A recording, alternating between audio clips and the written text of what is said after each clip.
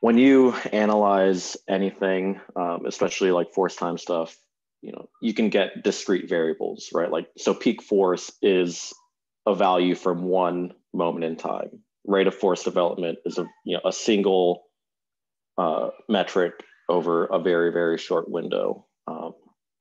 And while they can be valuable and informative, the whole point of capturing the entire force time curve is to see how that individual is producing force over this entire movement or this entire test.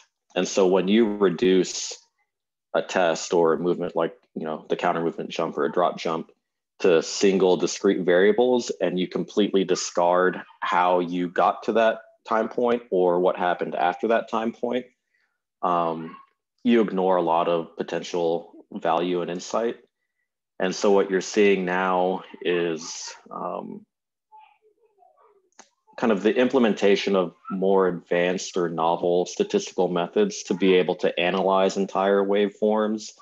And so if you think back to your first statistics course where you learn a t-test and those sorts of things, those basic or traditional statistics are the tools that we've mostly been using up until this point to kind of analyze or evaluate differences, whether it's differences between groups or differences between individuals, or within the same individual, differences between different time points of the training process or return to play.